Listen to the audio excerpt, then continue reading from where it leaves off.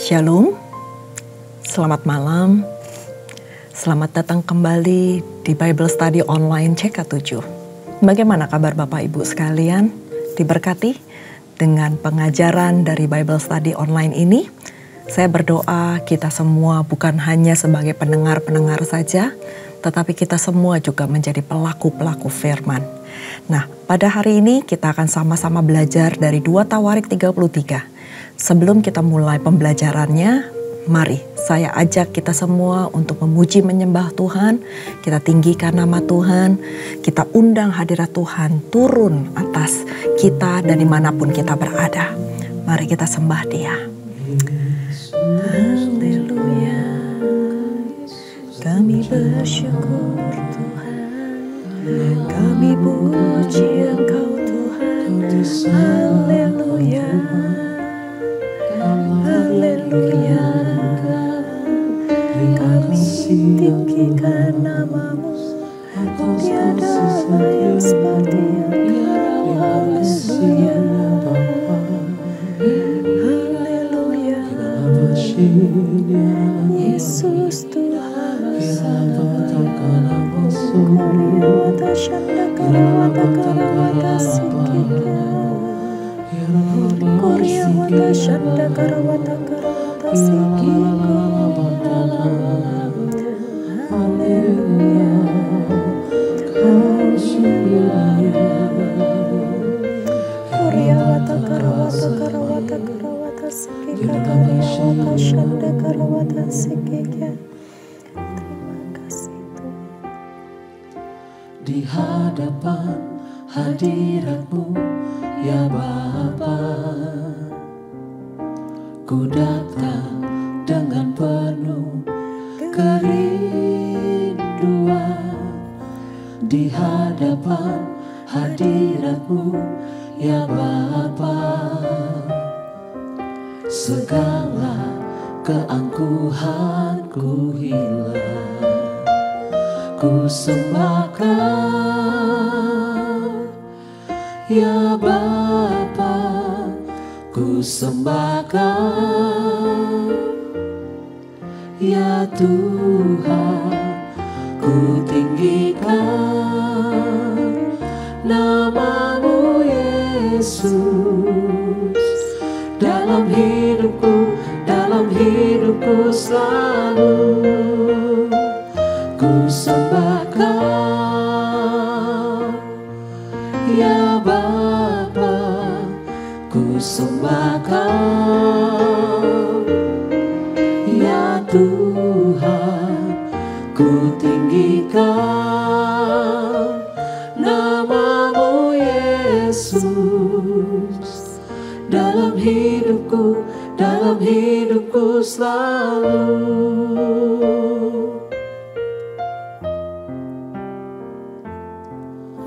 di hadapan hadirat-Mu ya Bapa, ku datang dengan penuh kerinduan. Di hadapan hadirat-Mu ya Bapa, segala keangkuhanku hilang. Di hadapan hadirat-Mu ya Bapa, ku datang dengan penuh kerinduan. Di hadapan hadirat-Mu ya Bapa,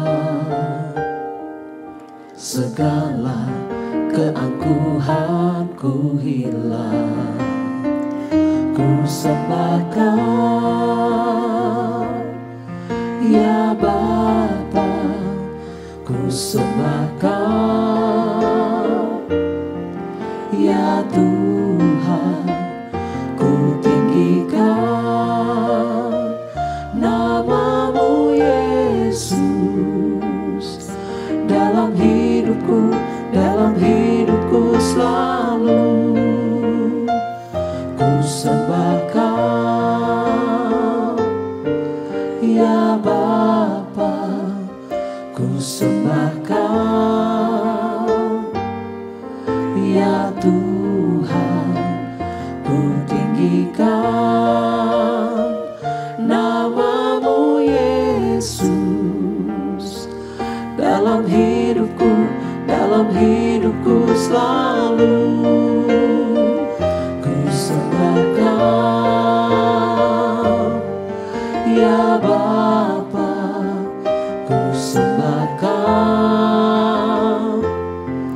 Ya Tuhan, ku tinggikan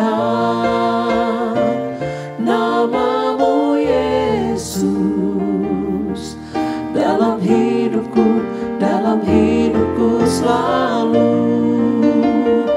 ku sembahkan. Ya Bapa, ku sembahkan. Ya Tuhan, ku tinggikan nama-Mu Yesus. Dalam hidupku selalu ku sembahkan. Ya Bapa, ku sembahkan. Ya Tuhan, ku tinggikan nama-Mu Yesus. Dalam hidupku selalu. Dalam hidupku selalu. Dalam hidupku selalu. Ku sembah Engkau Tuhan Yesus, Tuhan yang lama Yesus akan hati kami. Yesus, sucikan kami, kiranya kami. Oh, kiranya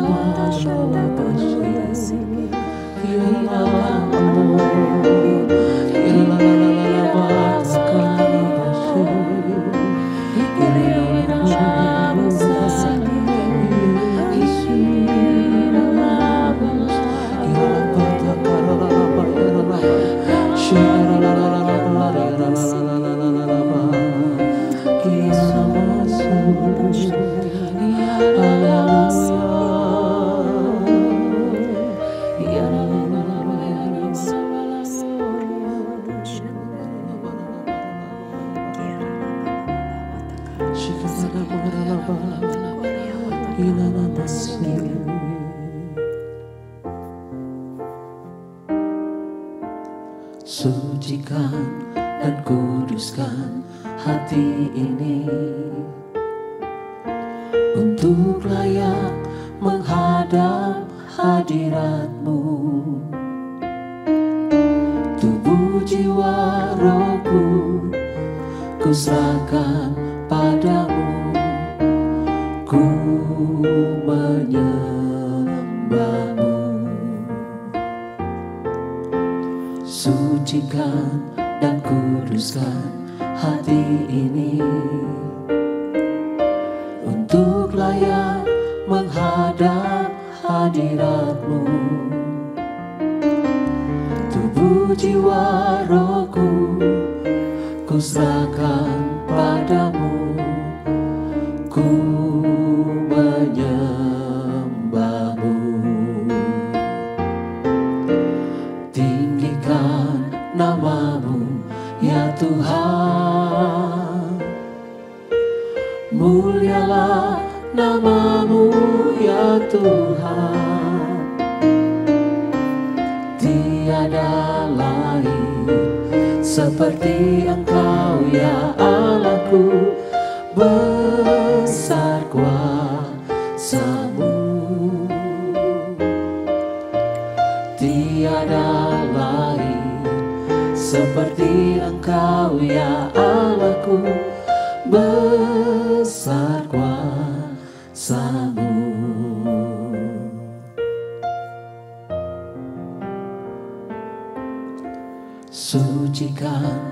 dan kuduskan hati ini untuk layak menghadap hadirat-Mu.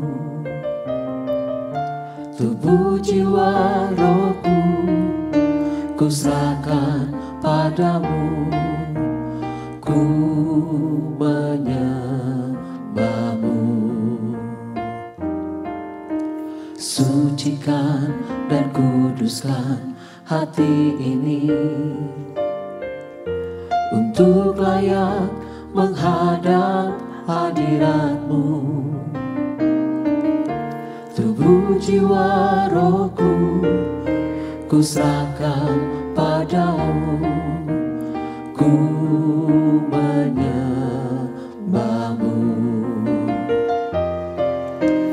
Tinggikan nama-Mu ya Tuhan, mulialah nama-Mu ya Tuhan. Tiada lain seperti Engkau ya Allahku, besar kuasa-Mu. Tiada lain seperti Engkau ya Allahku, besar kuasa-Mu. Tinggikan nama-Mu ya Tuhan, mulialah nama-Mu ya Tuhan. Tiada lain seperti Engkau ya Allahku, besar kuasa-Mu. Tiada lain seperti Engkau ya Allahku, besar kuasa-Mu. Tiada lain seperti Engkau ya Allahku, besar kuasa-Mu. Tiada lain seperti Engkau ya Allahku, besar kuasa-Mu.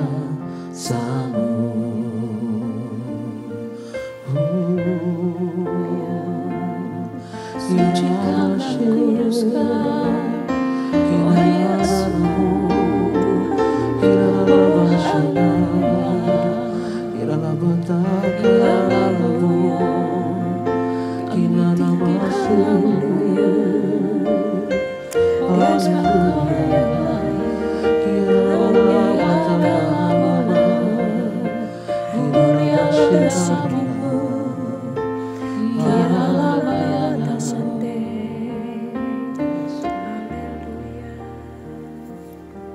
Benar Tuhan, gak ada Allah yang lain selain Engkau Tuhan. Hanya Engkau yang berkuasa atas langit, bumi, dan segala isinya. Terima kasih Tuhan, terima kasih. Kami bangga punya Allah seperti Engkau. Allah yang hidup, Allah yang berkuasa dari dulu, sekarang, dan bahkan untuk selama-lamanya. Terima kasih Bapa, terima kasih Tuhan. Terima kasih Bapa untuk malam hari ini. Kalau kami boleh kembali bersama-sama di kelas Bible Study online ini Tuhan.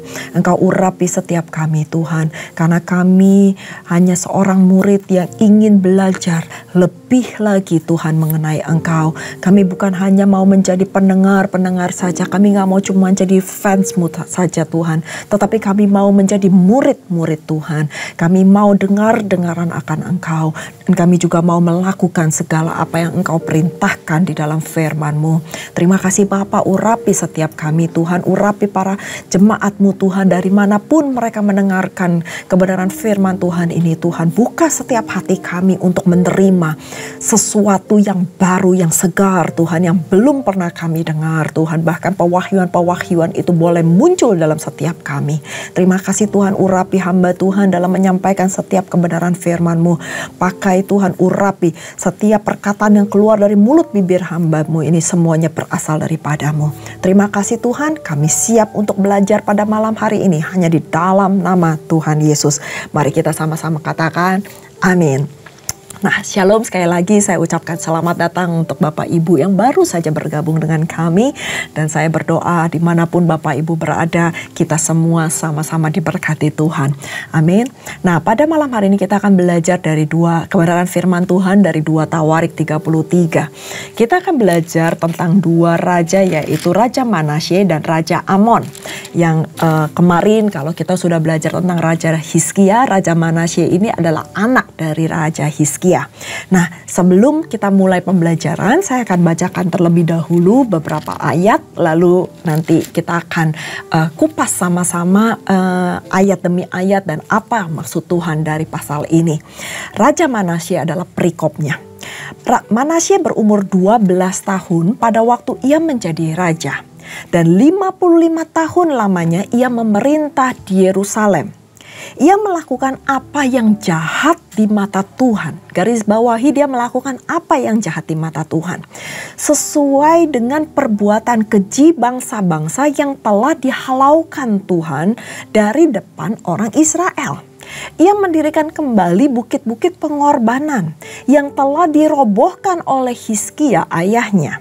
Ia membangun mezbah-mezbah untuk para Baal, membuat patung-patung Asyera dan sujud menyembah kepada segenap tentara langit dan beribadah kepadanya.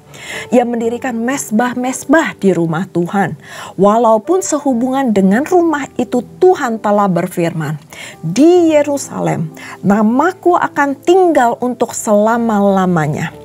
Dan ia mendirikan juga mezbah-mezbah bagi segenap tentara langit di kedua pelataran rumah Tuhan. Bahkan ia mempersembahkan anak-anaknya sebagai korban dalam api di Lebak Ben Hinom.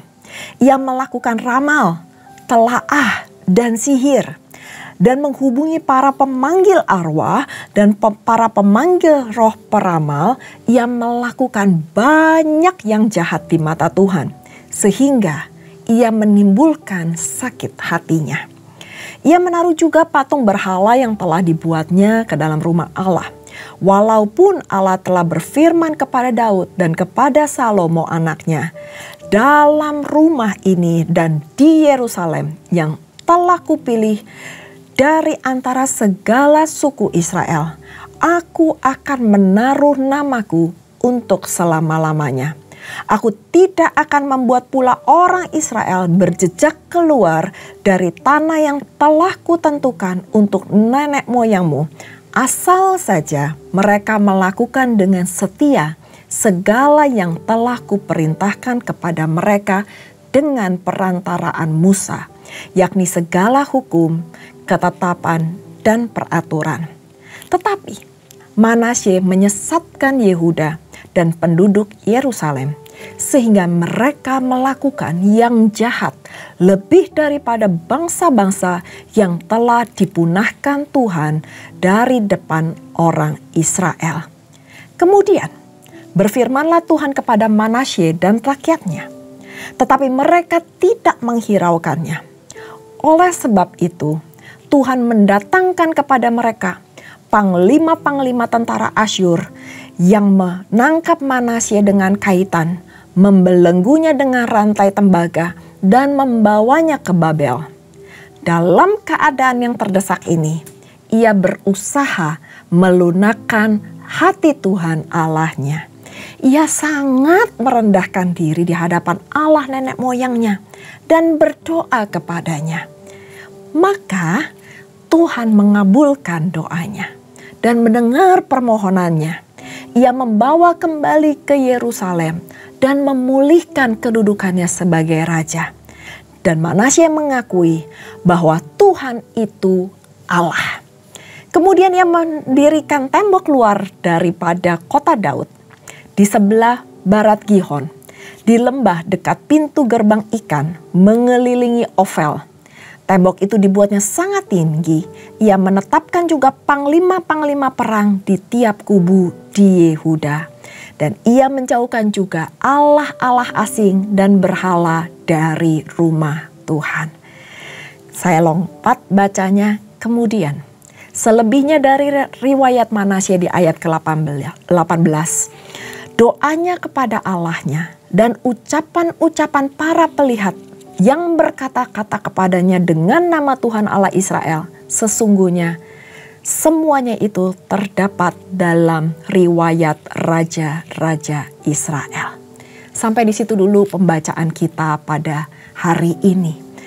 Nah, Bapak Ibu yang dikasihi Tuhan, kalau kita telah belajar di 2 Tawarik 32 tentang Raja Hizkia, ayah dari Raja Manasye, hari ini kita akan belajar di pasal 33 mengenai Manasye. Anak ini lahir dari masa perpanjangan umur yang Tuhan berikan kepada Hizkia selama 15 tahun. Hanya anak ini tidak mengikuti apa yang menjadi jejak dari ayahnya yang saleh.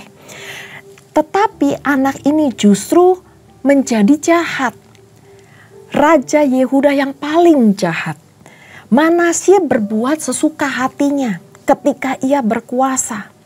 Sampai satu hari datanglah pasukan Asyur dari utara yang menghancurkan semua kejayaan Manasye. Bahkan Raja Manasye itu dibelenggu dan dibawa ke Babel, dirantai bagaikan hewan. Dan di dalam penderitaannya yang amat sangat itu, maka Manasye merendahkan dirinya yang amat sangat di hadapan Tuhan. Dia sujud berdoa karena keadaan yang sangat terdesak ini. Dan ia berusaha melunakkan hati Tuhan seperti yang tercatat di ayat ke-12. Namun Tuhan kita Allah yang setia. Allah yang selalu mendengar pada saat kita bertobat dan berbalik kepadanya. Pada saat itu Tuhan mendengar seruan dan doa dari Manasye. Tangisannya Manasye didengar oleh Tuhan. Kerendahan hati Manasye dilihat oleh Tuhan. Dan ia pun Tuhan Allah sendiri yang membebaskan dan memulihkan keadaan Raja Manasye. Yang semula, yang begitu hancur Tuhan pulihkan. Dan Tuhan mengembalikan kepada kedudukannya yang semula. Dan akhirnya ia pun mengakui bahwa Tuhan Allah sajalah yang patut disembah. Lalu setelah itu apa yang dilakukan oleh Manasye? Manasye mendirikan kembali tembok luar di kota Daud. Dan ia menjauhkan allah-allah asing dan juga berhala dari rumah Tuhan. Yang ia kembalikan sebenarnya pada saat Raja Hizkia sudah membuang, ia mengembalikan. Dan akhirnya dia menjauhkan kembali allah-allah asing tersebut. Dan ia juga menegakkan kembali mezbah Tuhan. Dan mempersembahkan korban keselamatan dan korban syukur atasnya. Kadang-kadang Tuhan mengizinkan hal-hal terjadi dalam kehidupan kita untuk menjadi shock terapi kita. Dengan tujuan untuk menyadarkan kita dari segala jalan-jalan yang telah menyimpang. Atau dari jalan-jalan yang jahat. Jalan-jalan kita secara kita nggak sadar mungkin tidak berkenan di hadapan Tuhan. Dan Tuhan mengizinkan masalah demi masalah atau shock terapi terjadi. Supaya dengan maksud dan tujuan mengembalikan kita kepada tracknya Tuhan. Namun Tuhan juga pasti mendengar seruan doa kita kalau kita bertobat dan berbalik kepadanya. Tuhan gak pernah tinggal diam. Tuhan gak pernah tutup telinga untuk teriakan doa jeritan setiap umatnya. Dia adalah Bapa yang baik, yang menyediakan pengampunan dan melupakan setiap pelanggaran kita. Dan kasih-Nya yang akan memulihkan keadaan kita. Sama seperti kasih Tuhan yang memulihkan keadaan Raja Manasye dan rakyatnya. Dan selanjutnya pada perikop yang terakhir di pasal yang ke-33 ini, Saya akan bacakan terlebih dahulu yang ayat ke-20. Kemudian Manasye mendapat perhentian bersama-sama dengan nenek moyangnya dan ia dikuburkan di dalam istananya. Maka di akhir dari ayat 30 ini dikatakan, maka Amon anaknya menjadi raja menggantikan dia. Lalu dilanjutkan dengan perikop berikutnya, yaitu Raja Amon yang kita akan pelajari pada malam hari ini. Nah, Raja Amon adalah anak dari Manasye, cucu dari Hizkia. Pada saat Manasye mati, Raja Amon menggantikan dia dalam usia ke-22 tahun. Dia memerintah selama 2 tahun di Yerusalem menjadi raja. Tapi apa yang terjadi?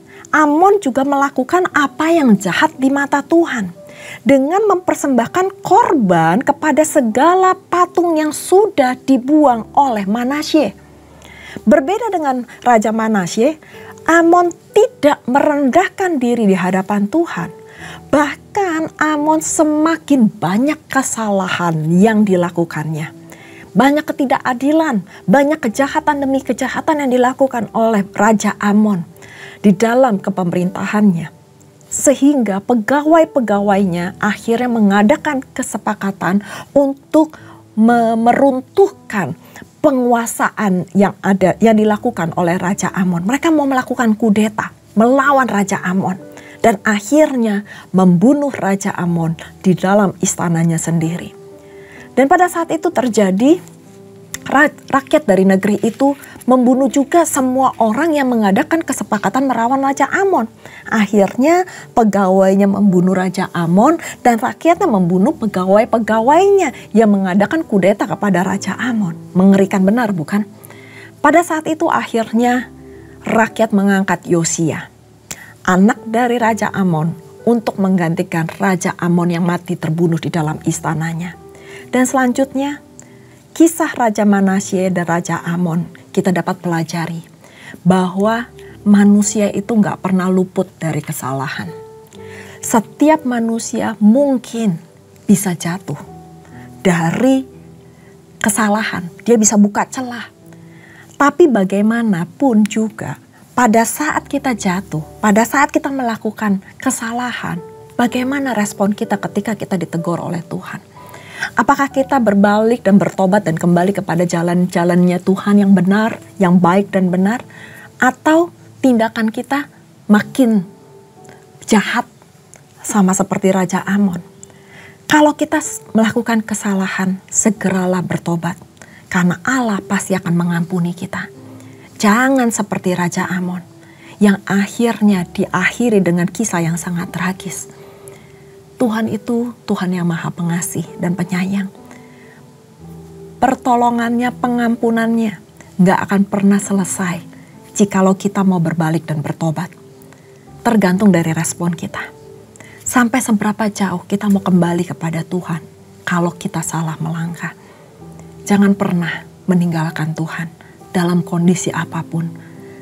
Selalu dengar dengan teguran yang Tuhan berikan. Mungkin secara langsung maupun tidak secara langsung kepada kita. Kalau respon kita benar, maka seperti Raja Manasye, Tuhan akan memulihkan keadaan kita. Tetapi kalau respon kita tidak benar, maka hidup kita akan semakin hancur dan bahkan akan binasa seperti Raja Amon. Saya berdoa, Tuhan akan memulihkan keadaan Bapak, Ibu, dan saya jikalau respon kita baik dan benar di hadapan Tuhan. Kalau kita melakukan satu pelanggaran, marilah kita bertobat dan merendahkan diri kita di hadapan Tuhan. Berbalik dari jalan-jalan kita yang jahat. Maka saya percaya Tuhan pasti akan memulihkan keadaan kita. Mari kita berdoa. Bapa kami yang baik, terima kasih Tuhan. Di mana hari ini kami boleh belajar bagaimana respon dari seorang Raja Manasye dan bagaimana respon dari seorang Raja Amon. Mungkin mereka sama-sama mendapat teguran dari Tuhan. Mereka melakukan apa yang tidak berkenan di hadapan Tuhan.